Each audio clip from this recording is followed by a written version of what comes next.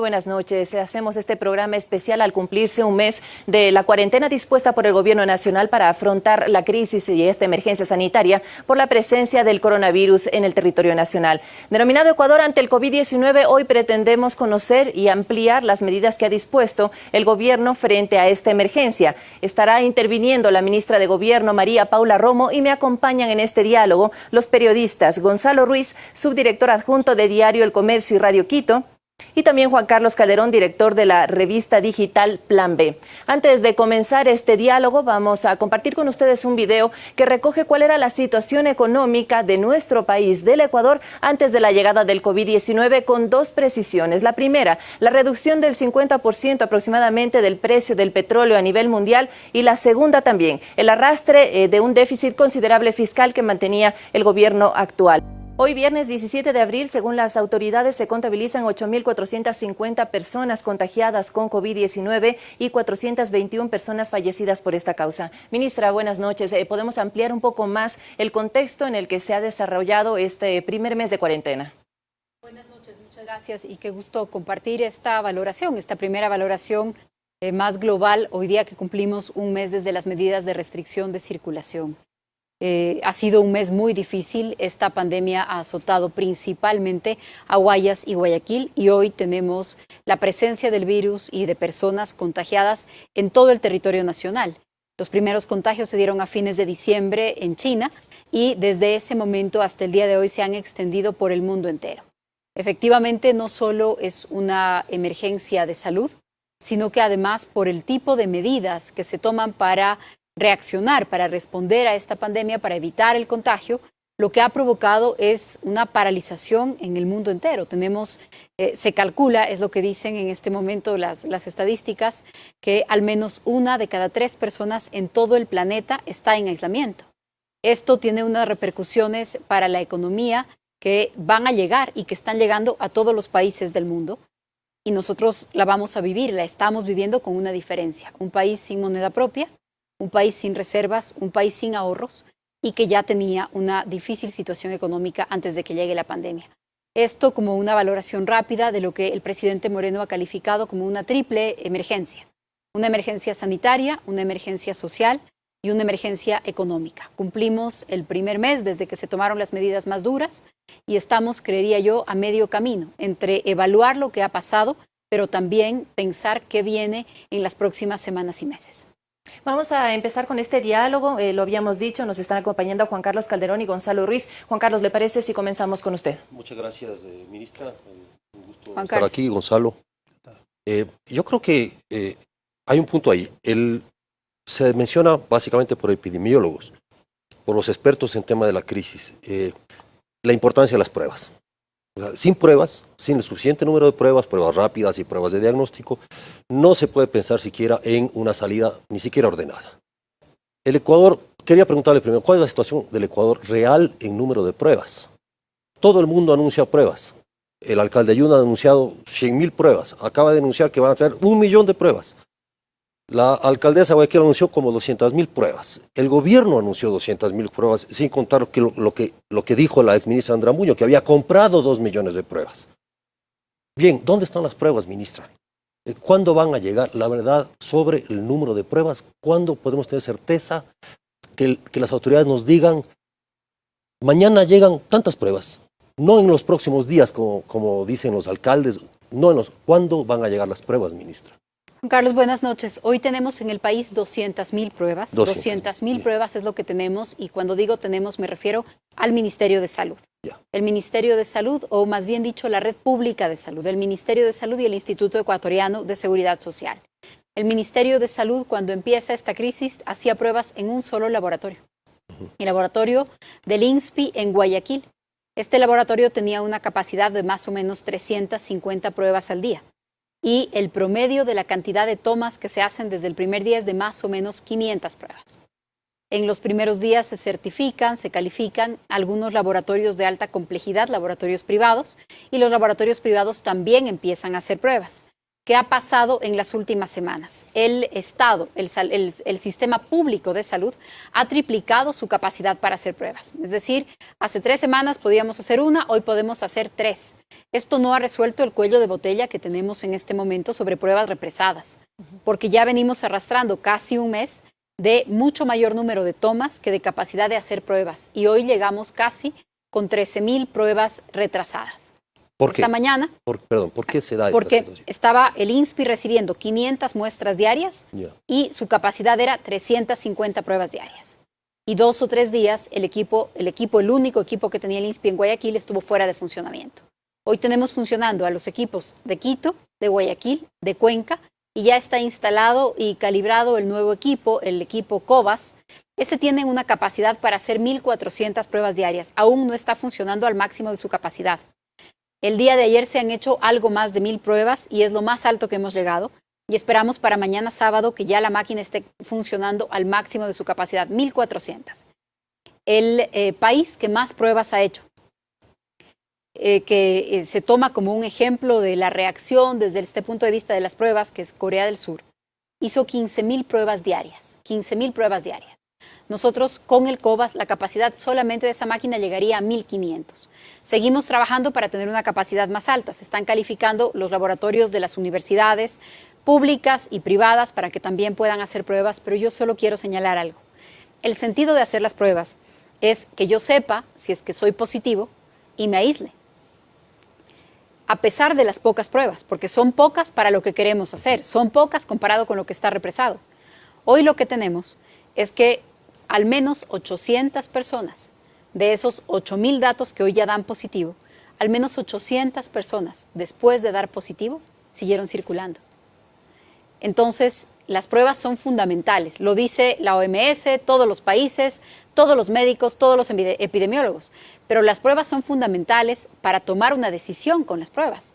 Y la decisión, en el 80% de los casos, es aislarme en casa, no es ni siquiera ir a un hospital, porque eso solamente es para los casos más graves. Entonces, las pruebas son claves, tenemos pruebas, estamos aumentando la capacidad, tenemos un problema todavía de pruebas represadas, van a ir a un tercer laboratorio para que estas pruebas se resuelvan ahí y nosotros solamente evacuar las que siguen entrando, pero las pruebas tienen un sentido, que si sé que soy positivo, me quede en casa, me aísle, use mascarilla.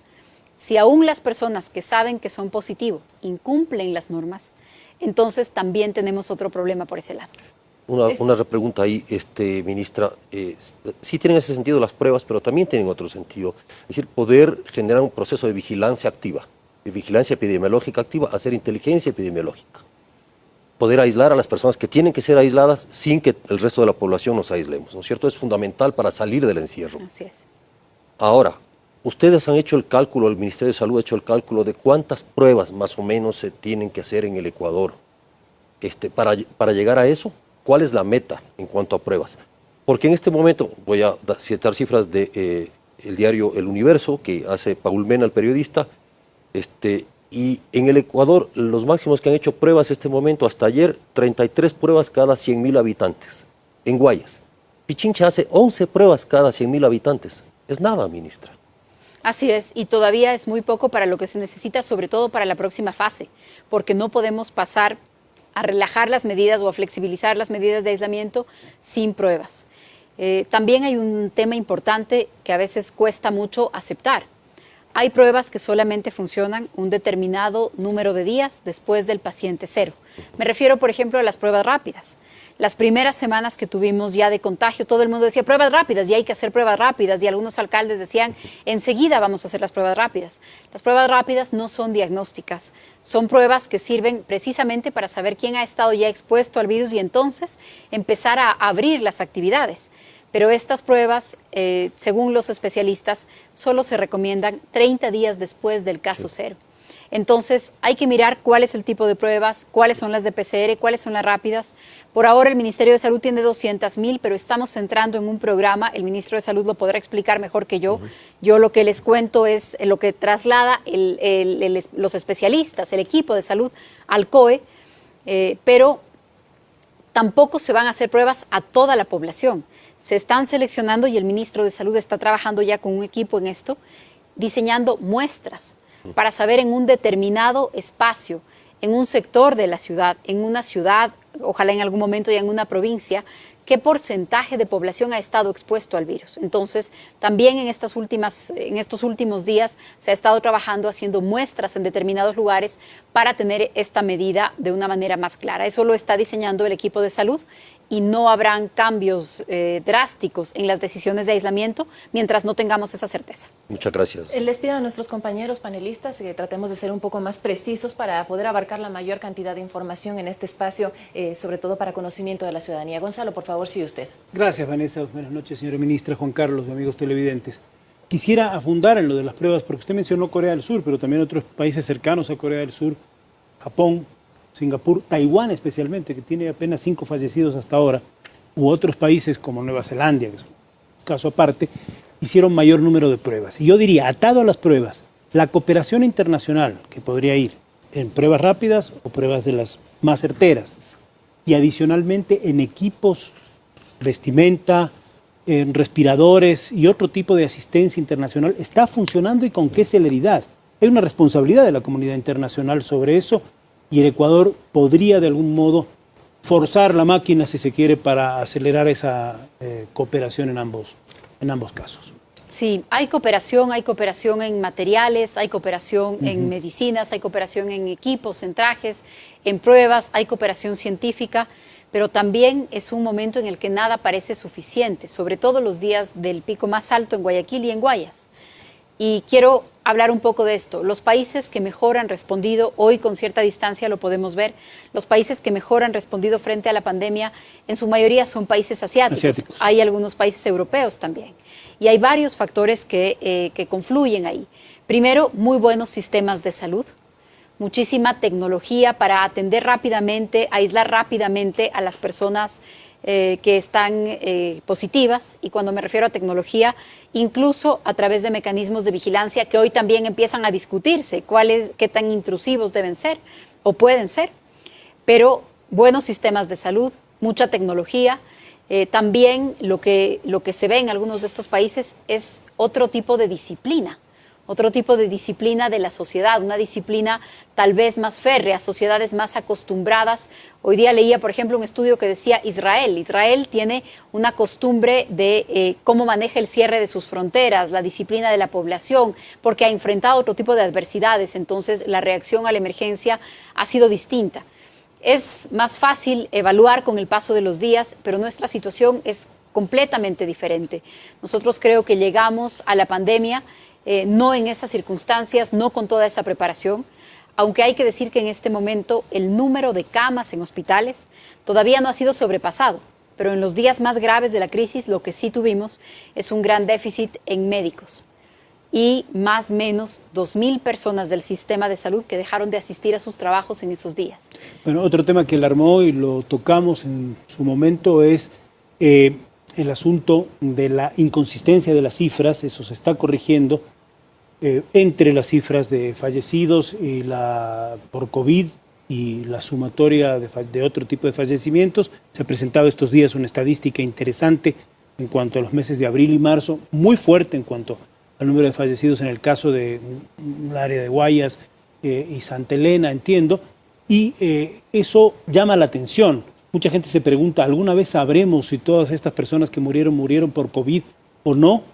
Y otro tema del que hay que hablar dolorosamente fue la poco efectiva y rápida recolección de los cuerpos. Quedaron cuerpos en las calles, quedaron personas con los fallecidos familiares en sus casas.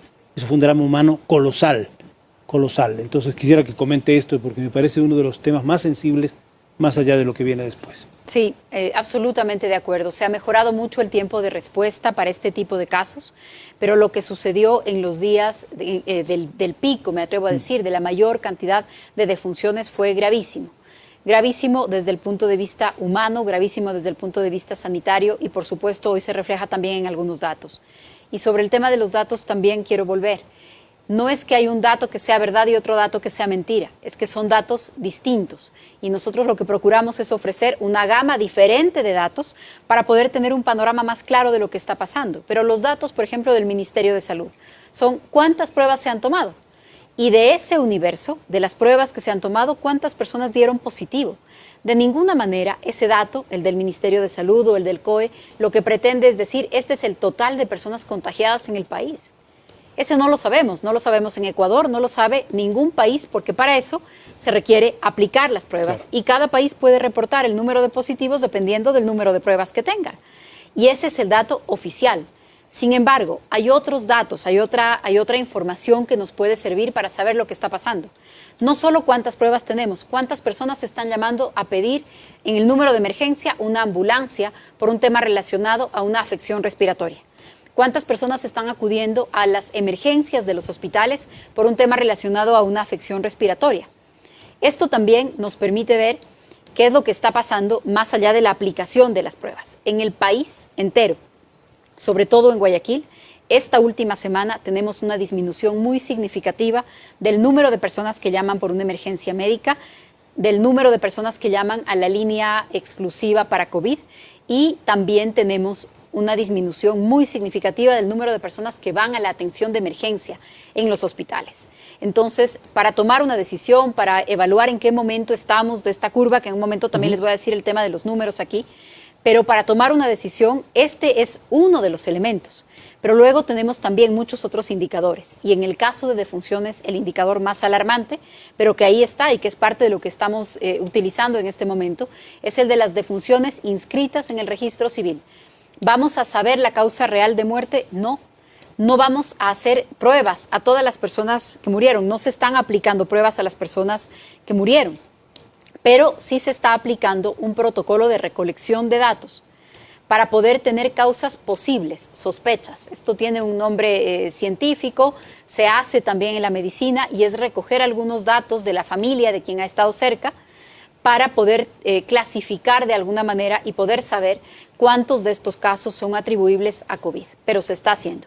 Solo en este caso, en el tema de la curva, en los primeros días, lo que estaba reportando incluso el COE, y esta fue una decisión del nuevo ministro, es que se reportaban el número de personas contagiadas en el día que se daban los resultados del laboratorio. Y eso no nos dice mucho. Eso lo que nos dice es, hoy día 300 resultados, hoy día 1000 resultados. Pero ese es el día en que el laboratorio entrega la cifra, no es el que nos permite dibujar la curva. Entonces, la corrección que hizo el equipo del nuevo ministro de Salud fue que el día en donde se tiene que reportar el caso, cuando ya el examen dice positivo, tiene que ir al día en donde tenemos los primeros síntomas. De tal manera que aunque yo tenga 100 resultados o aunque yo tenga 1000 resultados, los distribuyo en la curva según el día del primer síntoma. De lo contrario, esta curva no tendría ninguna validez porque siempre estaría subiendo porque cada vez podemos hacer más pruebas. Entonces, al distribuirlo de la manera en la que lo sugieren los epidemiólogos, lo que sí podemos hoy día decir es con la limitación del número, pero el comportamiento es que ha dejado de subir. Ha dejado de subir, o al menos esta escalada que vemos que se produce sobre todo entre los días 12 y 22, 12 y 23, ya no es esa la tendencia. Se distribuyen de una manera más uniforme en lo que ya podría ser la meseta. Igual habría que esperar los resultados de las pruebas que tenemos represadas, como usted decía, para tomar decisiones más adelante, tomando en cuenta de que el semáforo, la semaforización que estaba vigente en el país ya desde este lunes, podría cambiar en el transcurso de los días. Para cerrar este bloque, ministra, y volviendo al tema del contexto internacional, hace unos días nada más Estados Unidos empezó a hacer críticas a la Organización Mundial de la Salud por cómo manejó la pandemia. La Organización Mundial de la Salud conoció ya de los primeros casos en los primeros días del mes de enero.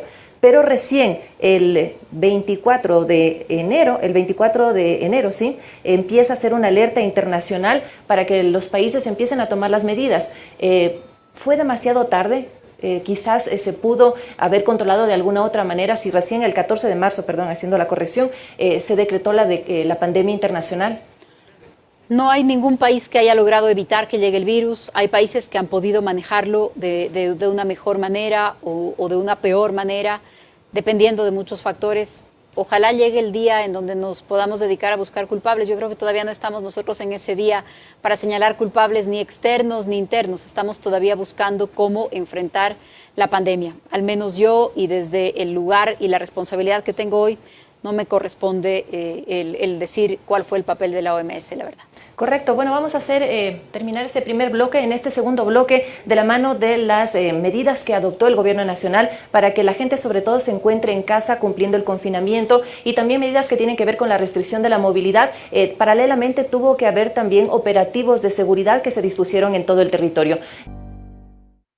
Ministra, nuestro compañero Alex Llanos hizo hincapié en un término, y es el tema de la indisciplina respecto de la ciudadanía para cumplir estas medidas. ¿Pero pasa solo por ahí o también por otras condiciones que tienen que ver con la parte cultural y la parte económica, sobre todo en la que viven nuestras familias ecuatorianas? Yo creo que tenemos de todo. Ninguna es una justificación, pero tenemos todo tipo de casos. Los temas de indisciplina no se han dado ni solamente en determinado barrio, ni solo en un sector, ni solo en una provincia. Hemos tenido diferentes casos en todo el país. Quiero creer, y según los datos eso es así, han sido la minoría. Han sido la minoría. Muchas personas han guardado el aislamiento y están cumpliendo de manera ordenada esta cuarentena o este aislamiento, estas medidas de restricción de contacto.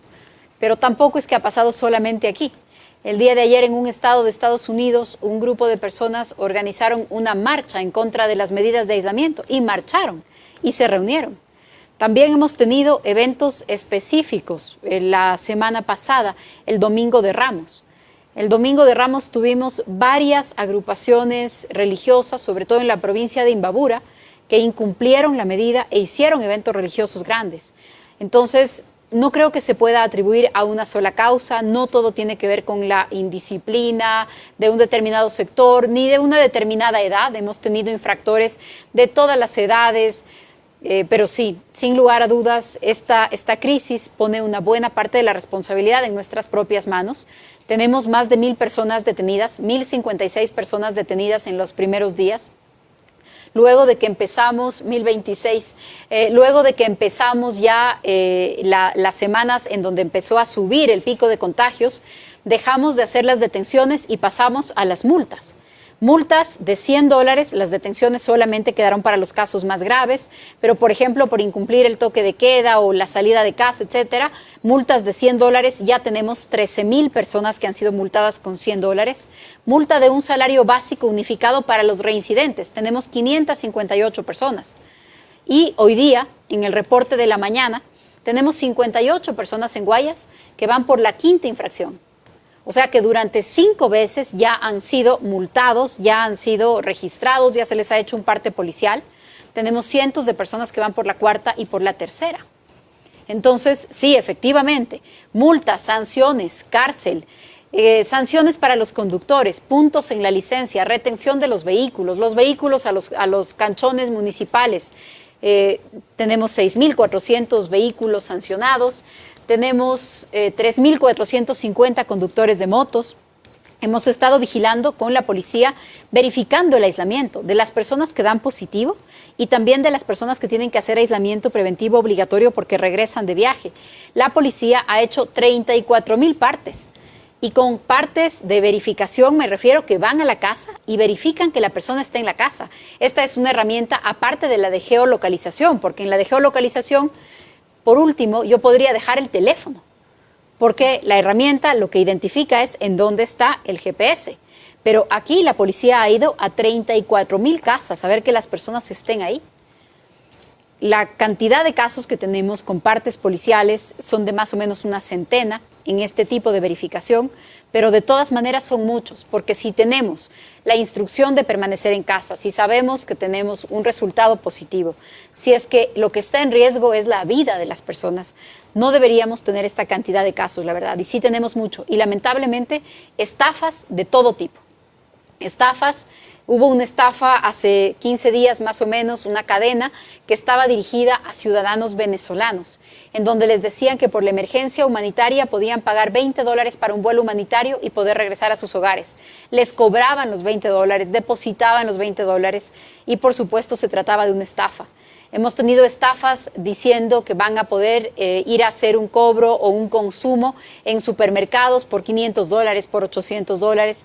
Hemos tenido audios que circulan hablando de desabastecimiento, porque es diferente la estafa que alguien saca un provecho económico que la noticia que solamente trata de generar angustia, caos y que puede traer nuevas aglomeraciones.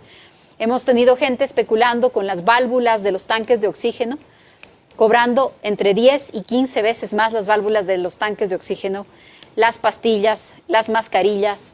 Realmente la policía ha tenido mucho trabajo relacionado con la emergencia por este tipo de comportamiento. Y en este tema, Gonzalo, su inquietud para la ministra, por favor. A ver, la indisciplina existe, no es mayoritaria, pero existe y hay un riesgo que la persona adquiera la enfermedad o de que contagie si es portador que no lo sabe.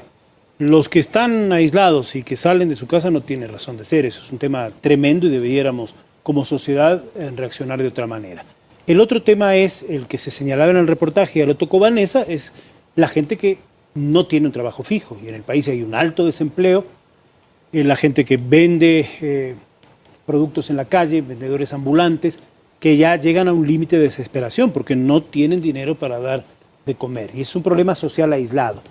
Tal vez no alcanzan todas las medidas de contención social, todos los esfuerzos que haga el sector privado y el gobierno nacional para atender, y esto genera una situación límite que se expande en lo económico, se expande en las medidas de contención social dentro del hogar, que tiene su arista de violencia de género y de violencia y acoso y abuso sexual intrahogar.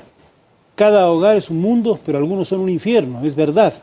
Este es un tema muy, muy delicado sobre el cual hay que ponerle atención y está pasando y va a pasar cada vez más conforme se vaya alargando la emergencia y el aislamiento. Y es importante hacer esta diferencia, gracias Gonzalo, porque no se puede responder de la misma manera. Si es que alguien lo que tiene es una necesidad de supervivencia, de comida, claro, no podemos decir, bueno, hay que meterle preso, vamos a ponerle una multa. Al contrario, yo creo que se ha hecho un despliegue importante de medidas de protección social para estos sectores. Se creó un bono de contingencia, tenemos un mes de aislamiento y ya tenemos un bono creado y cobrándose. Aparte del bono de desarrollo humano, un bono de protección familiar que consiste en ampliar primero 400,000 personas este mes y el próximo mes se suman 550,000. O sea, este bono se va a entregar este mes a 400,000 personas y el próximo mes a 950,000 personas adicionales a los otros programas de transferencia de efectivo que tiene el gobierno. ¿De dónde sale este 1,000,000 de personas? Este 1,000,000 de personas sale del registro social.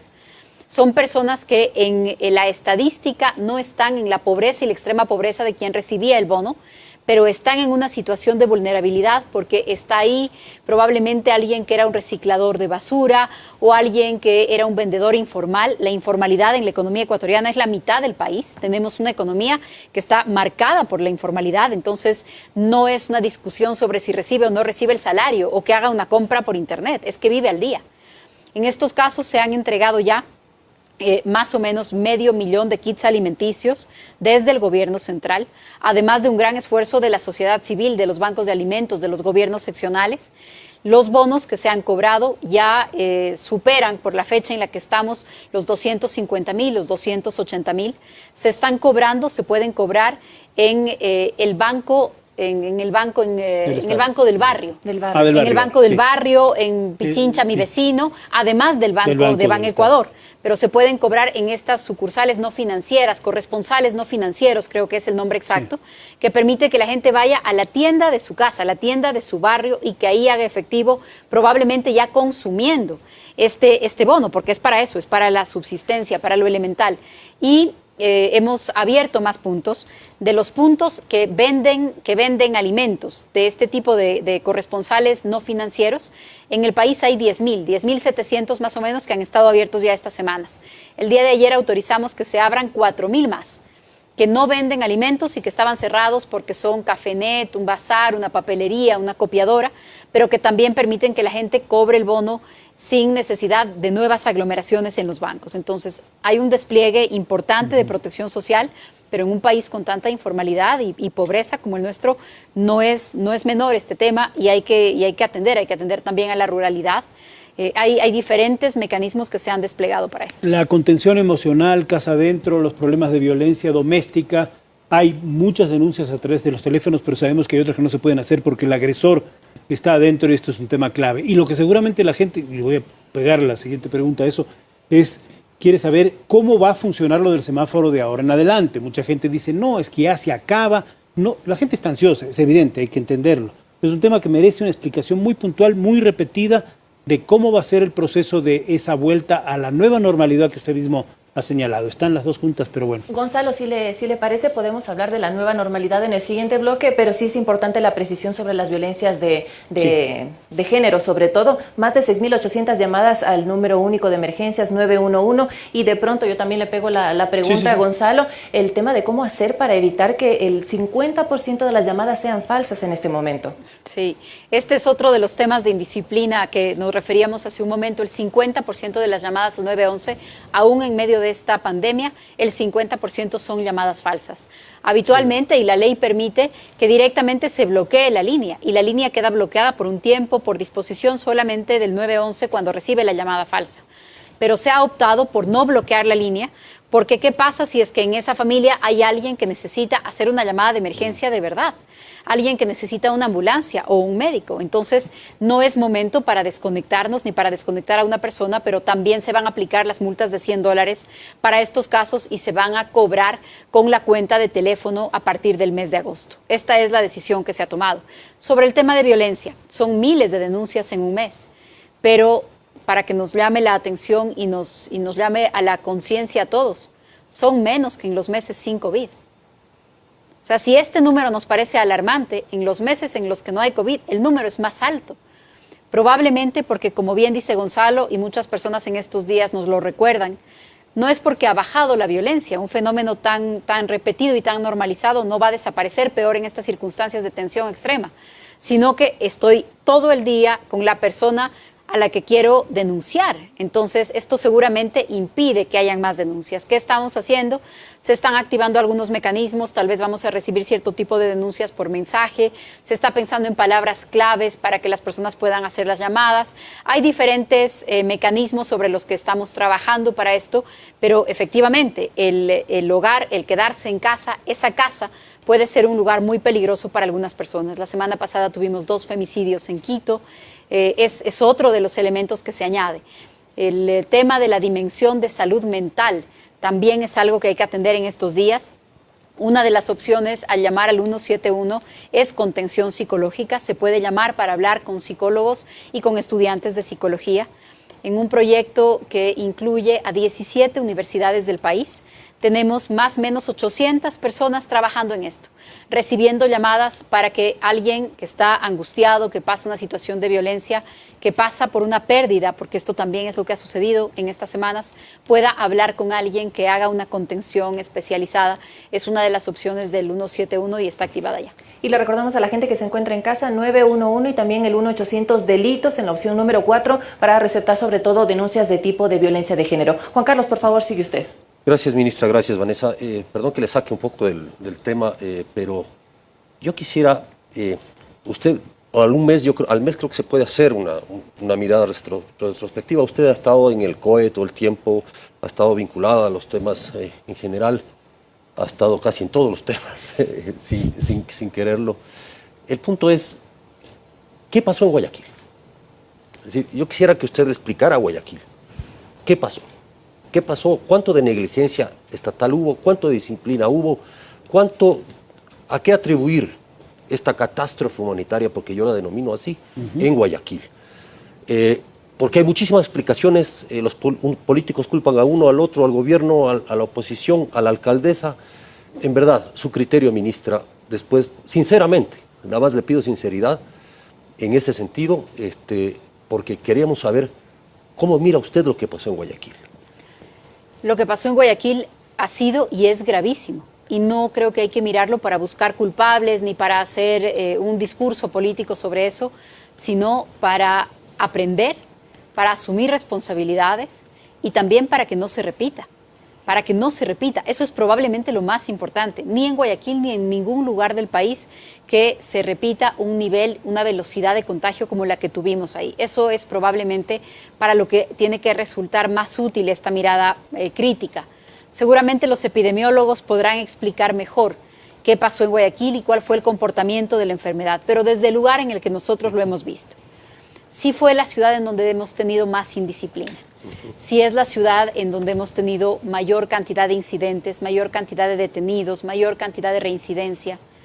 Desde el punto de vista del comportamiento, esto seguramente tiene muchas explicaciones, pero yo me atrevo a decir que inclusive el clima, quedarse en casa y no salir, en una casa pequeña, sin comodidades, tal vez no es igual para la sierra que para la costa, porque una casa con aire acondicionado no es lo mismo para estar aislado que una casa sin aire acondicionado. Es decir, creo que hay muchas cosas que confluyen en un momento así, y en Guayaquil es en donde tuvimos la mayor dificultad para las medidas de aislamiento. Desde el punto de vista del sistema de salud, Guayaquil tiene una capacidad hospitalaria que es superior a la de las otras provincias, pero la cantidad de contagios hace que esa capacidad también sea insuficiente. A pesar de eso, se instalaron coliseos, el centro de convenciones, una serie de lugares para recibir a pacientes intermedios y que estos pacientes intermedios no terminen llegando a los hospitales. ¿Por qué mucha gente no fue al hospital? Esto es algo que también vamos a tener que preguntarnos, porque muchísimas defunciones inclusive son extrahospitalarias, son defunciones en hogares. Por cierto, en el Ecuador, sin COVID, antes del COVID, el 46 o el 47% de las defunciones se producen en casa. Entonces, ahí tenemos seguramente otra pregunta para los médicos, para los epidemiólogos sobre el comportamiento de la enfermedad. La evolución fue tan rápida que las personas no buscaron ayuda médica. En algunos casos esta ayuda médica no llegó. En algunos casos llegaron a hospitales en donde ya no había una capacidad, pero la verdad es que al día de hoy los centros para la atención intermedia no los hemos empezado a usar, ni siquiera en Guayaquil. Los coliseos que están ahí con camas y la cantidad de respiradores nuevos incluso que se han adquirido, todavía están ahí.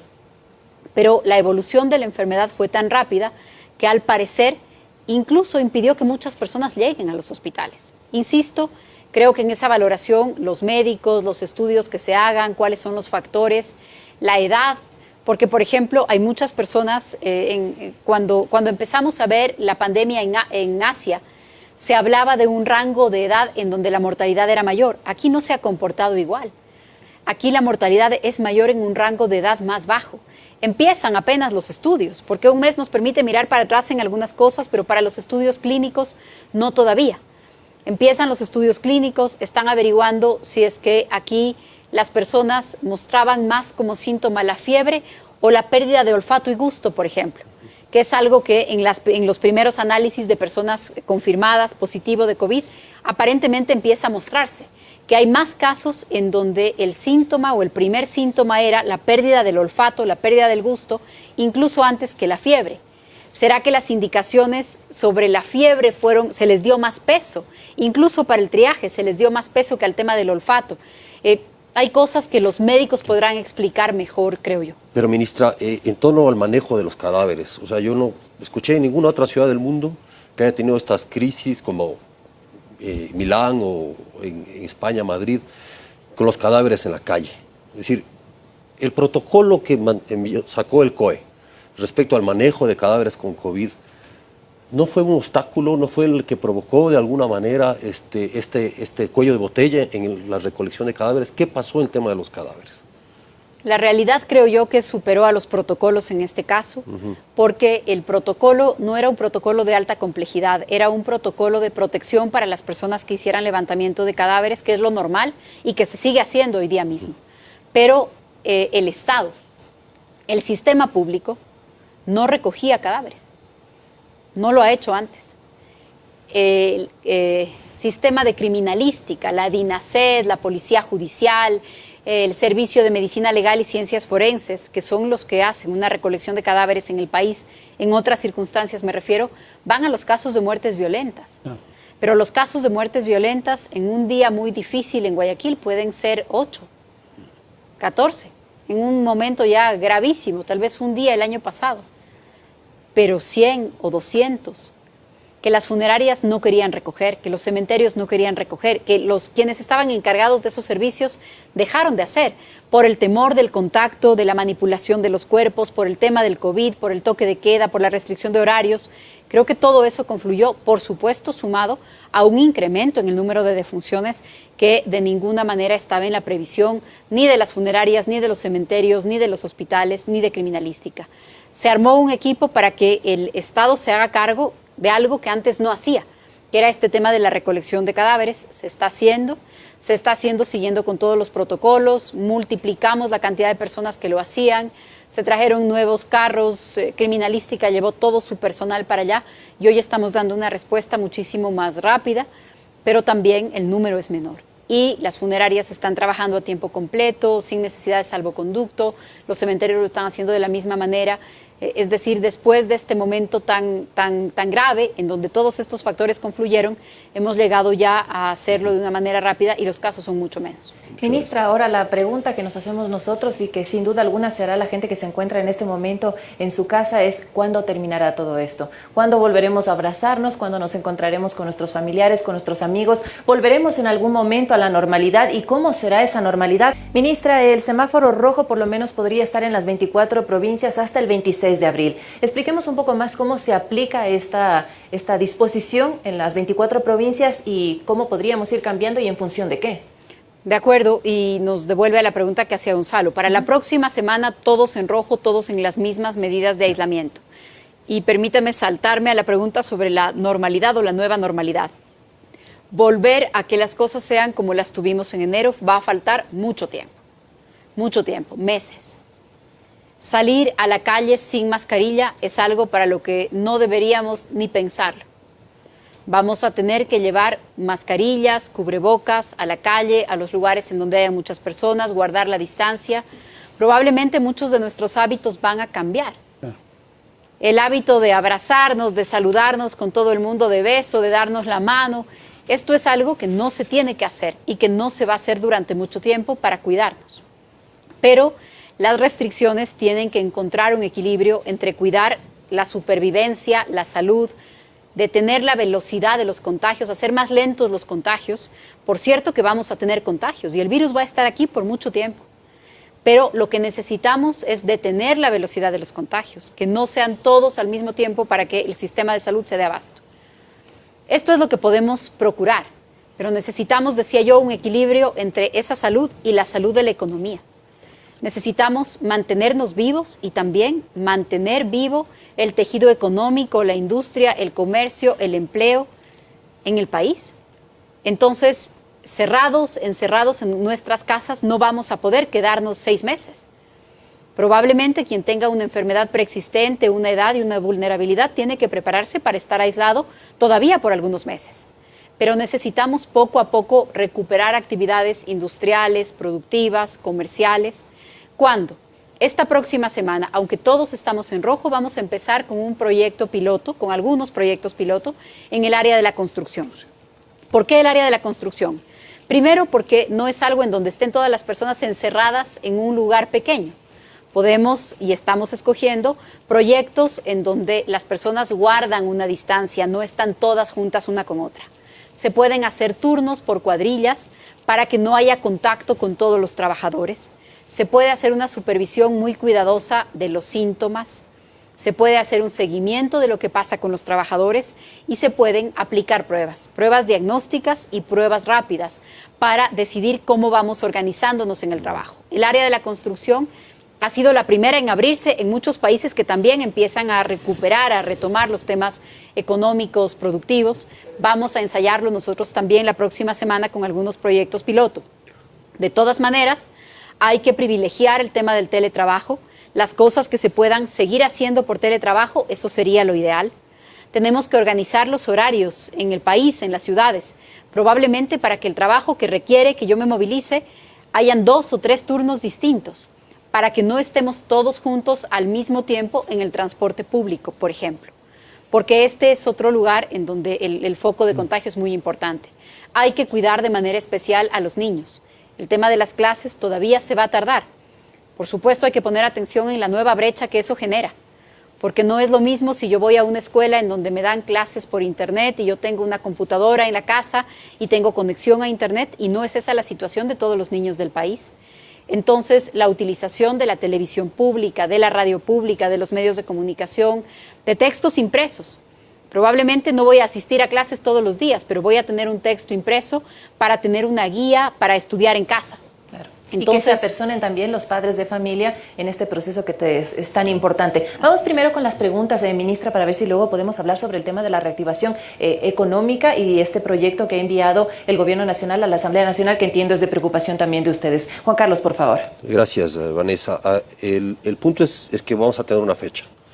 Digamos, yo creo que el país necesita una meta y de ahí en adelante saber lo que va a pasar. Como yo llamo, una luz al final del túnel, una hoja de ruta. ¿Cómo va a ser esta hoja de ruta? Que el país debe tener claro y dónde está la corresponsabilidad del Estado, de los alcaldes o gobiernos seccionales y regionales, etcétera, etcétera, y de la comunidad. Me parece, los epidemiólogos mencionan siempre, Jorge Hermida, lo ha hecho Fernando Zacoto, ha mencionado la participación de la comunidad, de las organizaciones sociales, de las ligas barriales, de las asociaciones de comerciantes. ¿Cuándo ellos deben entrar en esto? intentando dar una fecha, yo diría abril. Todo abril. Abril todavía va a ser un mes con las más altas restricciones, todo abril. Vamos a tener algunos pilotos, vamos a autorizar ciertas actividades, se van a permitir determinados traslados, no solamente la entrega a domicilio de comida, sino tal vez de otros bienes. Hoy día hemos autorizado los bienes de oficina, papelería, porque incluso quienes están haciendo teletrabajo lo requieren. Vamos a ir haciendo poco a poco ciertos pilotos en este mes de abril. Yo creo que si es que necesitamos una fecha, esa fecha es este mes, todavía durante este mes. Luego de eso vamos a tener fases, y responsabilidades, y yo añadiría algo más. Así es, gobiernos seccionales, empresas, industrias, comunidades y el individuo. También hay una responsabilidad que es una responsabilidad individual. Estamos trabajando en una herramienta tecnológica menos invasiva que el tracking de GPS, es una herramienta por contacto y es una herramienta que no me permite saber en dónde has estado. No es que quiero saber en dónde ha estado una persona y de dónde a dónde se ha movilizado, pero lo que permite a través de Bluetooth es saber con quiénes ha estado en contacto. No que el gobierno lo sepa, porque esta es otra discusión. Esta es otra discusión también, y nosotros estamos trabajando con los más altos estándares que ahora está aplicando la Unión Europea sobre protección de datos, sobre anonimización de estos datos para ser utilizados por el Estado, etcétera, porque hay que tener esta precaución. Pero me avisa a mí. ¿Eso qué quiere decir?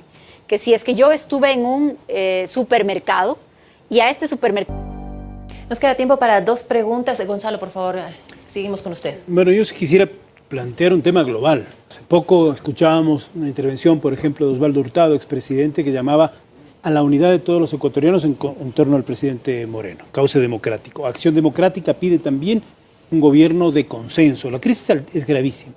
Hurtado Larrea nos decía, es la más grave de la historia republicana, peor que los fenómenos del Niño, peor que incluso los dos terremotos, Reventador y Manabí, peor que las inundaciones, peor que la crisis bancaria, porque los coletazos, pandemia económica mundial, al fin y al cabo serán muy grandes. El gobierno toma una decisión el Viernes Santo, hay una reacción muy fuerte de trabajadores diciendo no queremos que los empleados que reciben un sueldo fijo paguen ni siquiera escalonadamente. Los empresarios también nos dicen es una contribución muy fuerte.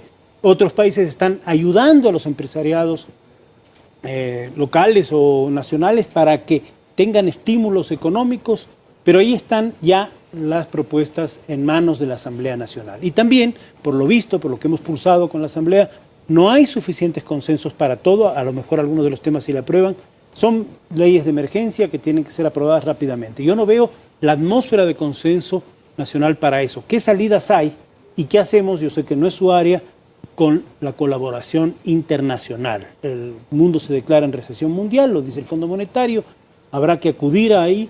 Es un tema muy grave, muy complejo y muy largo, señora ministra, para el Ecuador y para el mundo.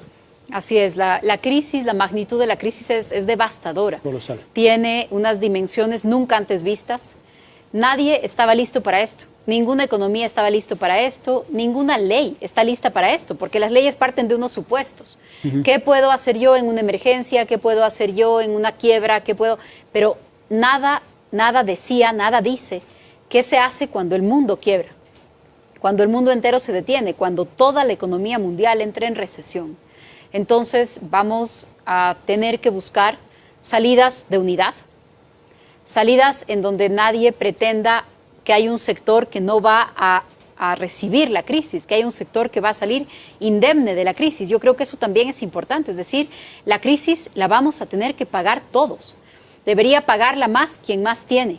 Deberíamos enfocarnos en proteger al que menos tiene, porque también la crisis le pega más duro siempre al más pobre. Entonces también hay que tener claro un objetivo de protección al que menos tiene. Y yo añadiría algo también en el caso ecuatoriano y en el tema económico y en la política. Hay países que reciben esta crisis de otra manera porque tienen recursos. El ministro de Finanzas ponía un ejemplo el otro día y decía, para cualquier persona es gravísimo, imagínense ustedes que se queme tu casa, pero no es igual de grave para el que tiene seguro que para el que no tiene seguro. No es igual de grave para el que tiene un ahorro en el banco que para el que solo tiene deudas en el banco. Y nosotros enfrentamos esta crisis sin seguro y sin ahorros. Es verdad que lo ideal es inyectarle dinero a la economía.